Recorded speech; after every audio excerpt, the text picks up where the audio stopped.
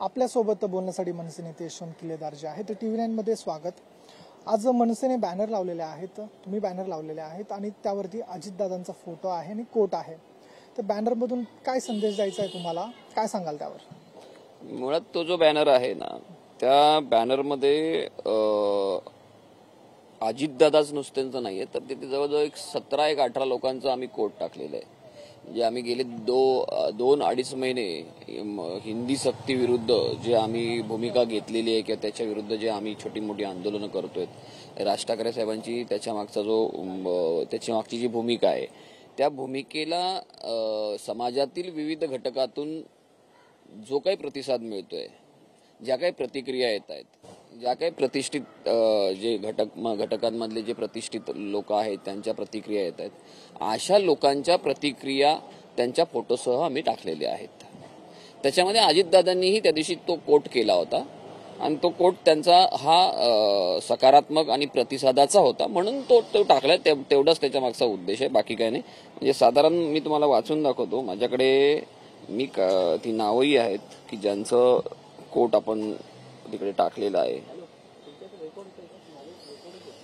अजित पवार साहेब तर आहेत उपमुख्यमंत्री, सुमित राघवन अभिनेता, तारा भवाळकर अध्यक्ष अखिल भारतीय साहित्य संमेलनाच्या, सयाजी शिंदे अभिनेता, हेमंत ढोमे अभिनेता, हेमंत दिवटे कवी लेखक ज्यांनी आता तो पुरस्कार महाराष्ट्र शासनाचा परत केला आहे, ते सचिन गोस्वामी हे दिग्दर्शक आहेत, स्वतः अभिनेताही आहेत।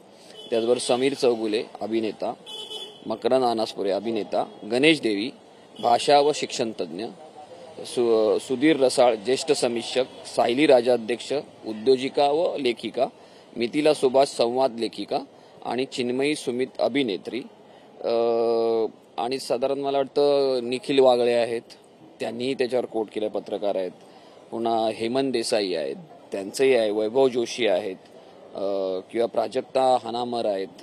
ह्यांची साधारण आम्ही ह्या सगळ्या लोकांची, प्रज्ञा दया पवार आहेत, ह्या सगळ्यांनी पाठिंबा दर्शवलाय। त्यांनी जे काही मतप्रदर्शन केलेलं आहे, जो काही कोट केलेला आहे, तेच आम्ही त्या बॅनरवर उतरवलेलं आहे। त्याचाच भाग म्हणून अजित पवार साहेबांनी देखील त्यावेळेला जी भूमिका मांडली, ती भूमिका त्यांनी म्हणजे एका अर्थी आमच्या भूमिकेला पाठिंबा देणारी भूमिका असल्यामुळे ती आम्ही त्याच्यावर बॅनरवर उतरवली आहे, बाकी दुसरं काही कारण नाही।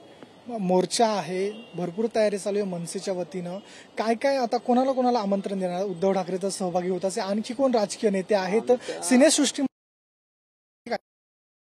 पक्षाच्या वतीने राजकीय पक्षांना संपर्क करण्याचं काम आमचे माननीय बाळा नांदगावकर साहेब करत आहेत।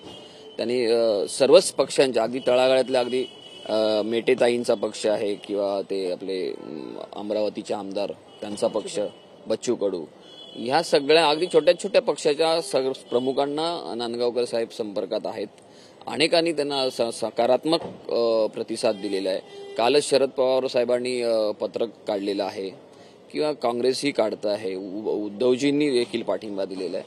हळूहळू सर्वपक्षीय लोक ह्याच्यामध्ये येतीलच। त्याचबरोबर समाजातील विविध घटक जे आहेत, म्हणजे त्याच्यामध्ये साहित्यिक आहेत, लेखक आहेत, कलाकार आहेत, पत्रकार आहेत, पालक आहेत, विद्यार्थी आहेत, मुख्याध्यापक आहेत, क्रीडापटू आहेत, किंवा विविध मंडळांचे म्हणजे दहीहंडी पथक वगैरे, किंवा क्रीडा मंडळ असतात, गणेशोत्सव मंडळ आहेत किंवा नवरात्र उत्सव मंडळ आहेत, जे म्हणून जे मुंबईतले घटक आहेत, प्रमुख घटक, हे बहुतेक सगळे ह्या मोर्चाच्या मध्ये सहभागी होतील आणि पाठिंबा दर्शवतील। कारण तसा आमची मोहीम चालू आहे संपर्क करण्याची, आणि सगळीकडून आम्हाला चांगला सकारात्मक प्रतिसाद मिळतोय। नागरिकांना काय आवाहन कराल? नागरिकांना हेच आम्ही आवाहन करेन की आमचा कुठल्या भाषेला विरोध नाहीये, कुठल्याही सगळ्या भाषा सुंदर असतात, परंतु आपल्याला 1ली ते 5वी ह्या छोट्याशा मुलांना, लहान मुलांना तिसरी भाषाच नको, हिंदीच असं नाही, तिसरी कोणतीच भाषेची सक्ती करू नये, ही आमची जी भूमिका आहे ती भूमिका लहान मुलांसाठी आहे. त्या भूमिकेमध्ये राजकारणापलीकडची ती भूमिका आहे. त्यामुळे त्या राजकीय दृष्टिकोनातून न बघता तो सामाजिक प्रश्न आहे. तर सामाजिक दृष्टिकोनातून नागरिकांनी ह्या प्रश्नाकडे पाहावं आणि त्या मोर्चामध्ये मोठ्या संख्येने सामील व्हावं. म्हणूनच राज ठाकरे साहेबांनी सांगितलं की ह्या मोर्चामध्ये कुठल्याही पक्षाचा झेंडा नसेल, तर फक्त मराठीचा अजेंडा असेल. रेकॉर्ड ब्रेक मोर्चा होईल. आणि दुसरा एक यालाच लागून प्रश्न, सुनील शुक्ला आहे उत्तर भारतीय सेनेचे, ते तर असं म्हणताय की हिंदीला तुम्ही किती विरोध केला तरी महापौर हा आमचाच बसणार आहे. हे बघा कसं आहे सांगू तुम्हाला, सुनील शुक्ला हा काल परवाचा कोणला झुम्मा कलका झुम्मा म्हणतात ना, त्याच्यातला तो व्यक्ती आहे.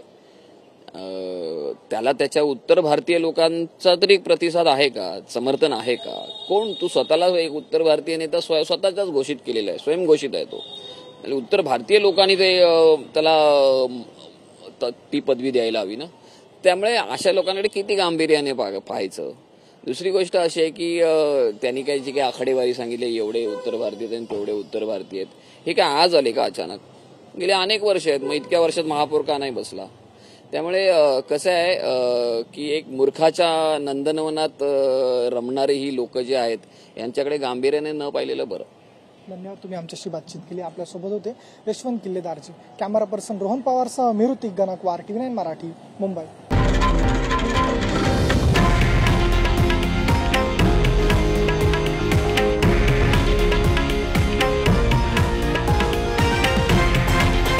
हे आहे देशातील नंबर 1 न्यूज नेटवर्क आणि आपण पाहत आहात TV9 मराठी, एकमेव.